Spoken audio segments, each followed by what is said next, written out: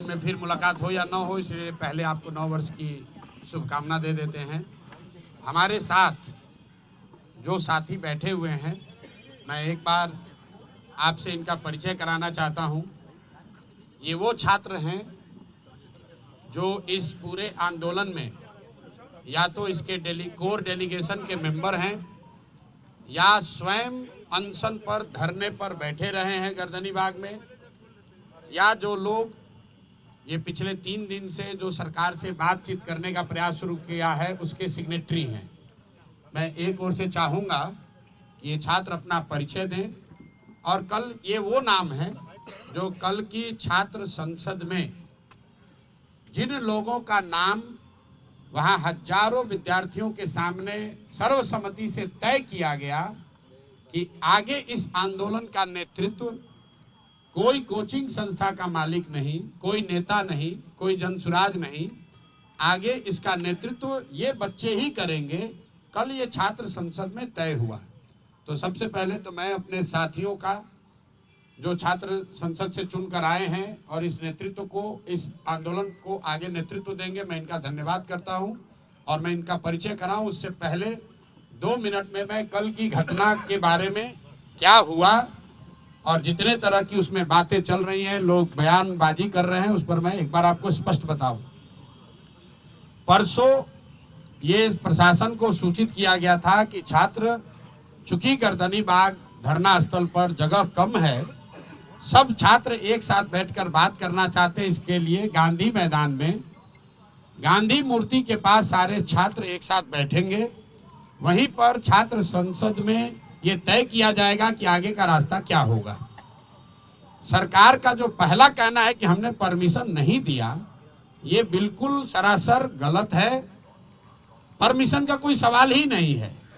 गांधी मैदान सार्वजनिक जगह है, वहां लोग दौड़ने के लिए, बैठने के लिए, बातचीत करने के लिए जाते ही रहते हैं। अगर सरकार, इतने बड़े बड़े बंगलों में सरकार के मंत्री पदाधिकारी रह रहे हैं, ये बच्चे कहां जाएंगे बात करने? ये वहां कोई धरना प्रदर्शन नहीं कर रहे थे, आपस में बैठकर बातचीत करने के लिए। चूंकि संख्या बड़ी थी तो ये तय किया गया कि गांधी मैदान में गांधी मूर्ति के नीचे बैठकर सब लोग बात करेंगे। आपने खुद देखा, सारे छात्र वहां जमा हुए, कोई गलती किसी ने नहीं की, कोई हल्ला हंगामा नहीं हुआ, छात्रों ने आपस में बातचीत करी, कोई तोड़फोड़ नहीं हुई। छात्रों ने अपने आगे का नेतृत्व का चयन किया। फिर वहां से हम लोगों ने तय किया कि सरकार को अपनी मांगों को देने के लिए हम लोग जाकर उनको ये ज्ञापन देंगे। चलने से पहले 2 निर्णय हुए सर्वसम्मति से। पहला निर्णय ये था कि हम लोग कोई भी ऐसी गतिविधि नहीं करेंगे जिसको सरकार इल्लीगल कह सके। तो हम लोग पैदल चलेंगे, कोई तोड़फोड़, कोई हल्ला हंगामा नहीं होगा। सरकार जहां भी हम लोग को रोकेगी, हम लोग वहीं पर बैठ जाएंगे। हम लोग गांधी मैदान से निकले हैं, 10,000 से ज्यादा छात्र वहां से मेरे साथ और बाकी अन्य साथियों के साथ निकले। जब हम लोग जेपी गोलंबर के आसपास पहुंचे हैं, जो मौर्या और बिस्कोमान के पास, वहां पर पुलिस प्रशासन ने हम लोग को रोका। सारे छात्र वहां शांति से बैठे हुए थे। ये मीडिया ने भी दिखाया, आप सब लोग वहां थे। उस दौरान हम लोगों ने वहां के प्रशासन से बातचीत शुरू की इस स्थिति को डिफ्यूज करने के लिए। पहला प्रस्ताव प्रशासन की ओर से ये आया कि आप छात्रों के डेलीगेशन से सरकार की ओर से बीपीएससी के सेक्रेटरी मिलने को तैयार है, जिसको वहां पर बैठे छात्रों ने सबने खारिज कर दिया। फिर आधे घंटे, करीब 15-20 मिनट के बाद यहाँ के मुख्य सचिव अमृतलाल मीना जी ने से बात होने के बाद उन्होंने कहा कि वो छात्रों के डेलीगेशन से मिलने के लिए तैयार है। इस बात की हम लोगों ने वहां घोषणा की। वहां से 2 बातें हुई। एक तो पब्लिक एड्रेस सिस्टम बड़ा नहीं होने की वजह से, क्योंकि वहां बहुत बड़ा कोई माइक तो था नहीं, वहां पर ये घोषित किया हमने कि भाई 5 साथी आपके बीच से जो हमारे अगल बगल बैठे हैं, ये लोग मुख्य सचिव के यहाँ जाएंगे, बात करेंगे और जो नतीजा निकलेगा अगर छात्रों के मनोनुकूल हो तो उसको स्वीकार किया जाएगा, अगर छात्रों के मनोनुकूल न हो तो फिर आगे का आंदोलन चलता रहेगा। वहां से मैंने छात्रों से अपील की कि सारे लोग, आप लोग चलिए, जिसको घर जाना है घर जाइए, जिसको वापस गांधी मैदान चलना है गांधी मैदान चलिए। वहां से मैं निकला हूं और बिस्कोमान पर मैंने फिर मीडिया के कई साथियों को वहां पर ये सारी बातें मैंने बताई है। फिर बिस्कोमान से गांधी मैदान वापस जाकर हम 45 मिनट तक बैठे रहे हैं और मेरे साथ जिन लोगों को भी, जो छात्र भी हमारी बात सुन पाए थे, वो सब छात्र हमारे साथ वापस वहां गए। 10,000 से ज्यादा का जो क्राउड था उसमें आधे से ज्यादा लोग अब चले गए। 1,000-2,000 लोग वहां टिके रहे। उसमें अलग अलग मत के लोग थे। कुछ लोगों का ऐसा मानना था कि भैया हम लोग यहाँ आ गए हैं तो अब हम लोग पीछे नहीं हटेंगे, हम लोग को यहीं बैठे रहना है। कुछ लोग हम लोग की ओर से ये प्रयास कर रहे थे समझाने का कि भाई अगर आपको बैठना भी है तो चल के गांधी मैदान पर फिर बैठा जाए। हमने वहां बैठकर बुलाने की कोशिश भी की। कुछ छात्र नेता आए, कुछ नहीं आए। उसी दौरान करीब करीब वहां मेरे सिट आउट खत्म होने के 45 मिनट के बाद मुझे ये सूचना मिली कि पुलिस ने वहां पहले वाटर कैनन का प्रयोग किया और फिर छात्रों पर बर्बरतापूर्ण लाठी चार्ज किया गया है।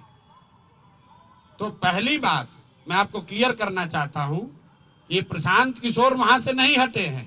प्रशांत किशोर के हटने के बाद पुलिस ने लाठी चार्ज किया है और ये गलत है, सरासर गलत है। और किसी भी हालत में जिन लोगों ने भी ये गलती करी है उनको छोड़ा नहीं जाएगा। जब तक हम हैं पूरी ताकत से जिन लोगों ने भी छात्रों पर लाठी चलाई है उनको छोड़ा नहीं जाएगा। आंदोलन नीचे अब होने वाला नहीं है, क्योंकि अगर वहां 1,000-1,500 छात्र रह भी गए थे, वहां ट्रैफिक नहीं रुका हुआ था, छात्र कोई उपद्रव नहीं कर रहा था, किसी सार्वजनिक संपत्ति का कोई नुकसान नहीं हुआ है। पुलिस चाहती तो उसको हल्के से अपने आप छात्र वापस जा रहे थे। पुलिस ने जिस बर्बरता से लाठीचार्ज किया है, मुझे ऐसा लग रहा है ये पटना में 2-4 पुलिस अफसर, इनको नया हीरोइज्म करने का आदत हो गया है। तो आपके माध्यम से मैं बता रहा हूं, आप लोगों ने सूचना दी है कि हम लोग पर एफआईआर हुआ है। आज हम लोग यहाँ के पुलिस पर एफआईआर भी करेंगे, पुलिस पर कोर्ट में भी जाएंगे, इनको ह्यूमन राइट्स में भी ले जाएंगे और जिन बच्चों को बर्बरतापूर्ण तरीके से मारा गया है, एक एक उसका हिसाब होगा। अगर लड़कों से नारेबाजी करने से लड़के उल्लंघन कर रहे हैं कानून का, तो आप लड़कों को दौड़ा दौड़ा कर मार रहे हैं, वो कानून का उल्लंघन नहीं है। कौन से कानून में लिखा हुआ है कि पुलिस ऐसे मार सकती है? कोई नहीं मार सकता है। और अभी एक मौका मैं फिर से सबके हित में, हम लोग लफंगई करने नहीं आए हैं। मैं चाहता हूं और छात्र ये चाहते हैं कि उनका रास्ता निकले। इसीलिए जो छात्र साथी हमारे बैठे हुए हैं, कल रात में 4 बजे तक सारे लोगों ने निर्णय लिया है कि हम लोग फिर से सरकार को ये अवसर दे रहे हैं। अभी प्रेस वार्ता के बाद यहीं से ये बच्चे जा रहे हैं मुख्य सचिव से मिलने 5 मांगों को लेकर।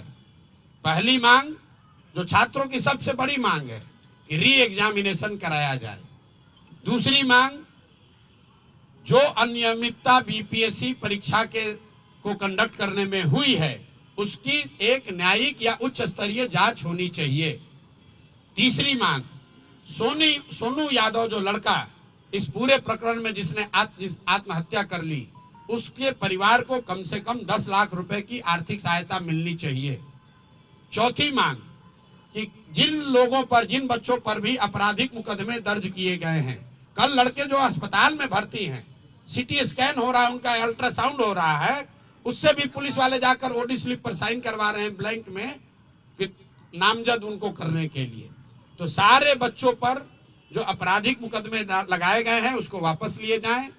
और अंतिम और एक महत्वपूर्ण बात, जिन पदाधिकारियों ने पिछले 2 बार से लाठी चार्ज करने का ऑर्डर दिया है, जिन्होंने बच्चों पर बर्बरतापूर्ण लाठी चार्ज किया है, उन पर कार्रवाई हो। ये 5 मांग को लेकर ये साथी खुले मन से और अच्छे मन से सरकार के सबसे बड़े पदाधिकारी मुख्य सचिव से मिलने जा रहे हैं।